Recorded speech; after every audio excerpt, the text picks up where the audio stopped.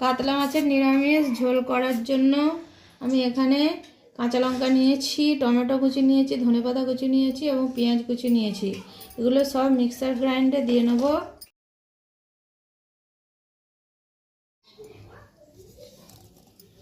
Tomato কুচি, ধনেপাতা কুচি, আদা রসুন বাটা রয়েছে তাই এতে দিলাম না। এবারে আমি এটা ভালো করে পেস্ট করে নেব। দিয়ে কাতলা মাছগুলো ভাজা ছিল হাফ, আবার একবার ভেজে নিচ্ছি।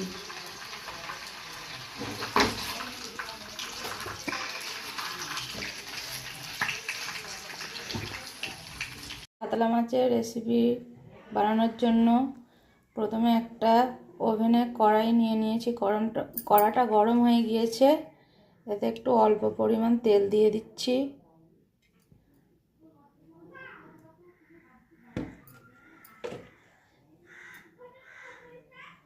তেলটা গরম হয়ে আসলে পেস্ট করা মশলাটা এবারে কড়াইয়ে দিয়ে দেব।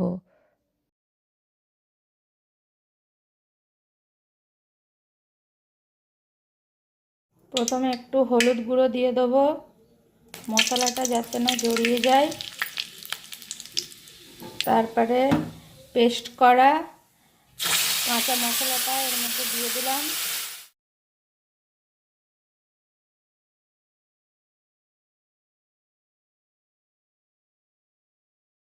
এবারে পরিমাণ মতো লবণ দিয়ে দেবো, একটু জিরে গুঁড়ো দিয়ে দেবো,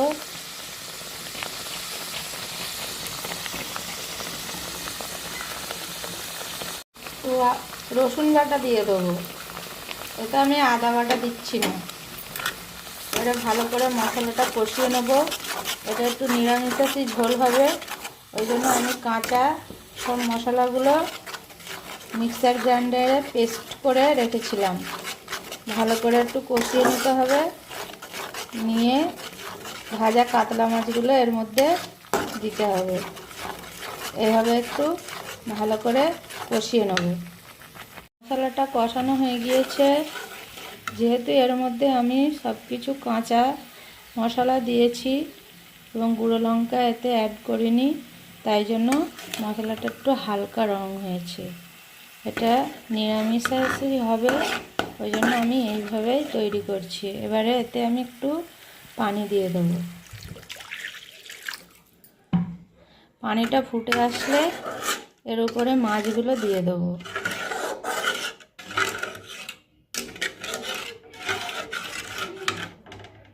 ঝোল ফুটে আসছে, এবারে আমি এক এক করে মাছের পিসগুলো দিয়ে দেবো।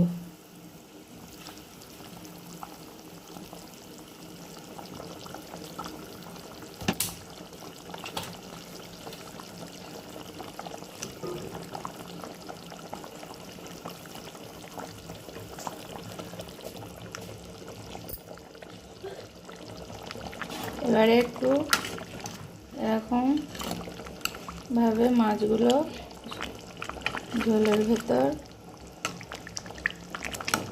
দিয়ে দিতে হবে। 5-6 মিনিট এটা হবে, ফুটবে। ফোটার পরে নামিয়ে নেব। মাছের ঝোলটা হয়ে গিয়েছে। এটা নিরামিষ, তাই আমি একটু ঝোল ডাকবো। এবারে হয়ে গিয়েছে, নামিয়ে নেব।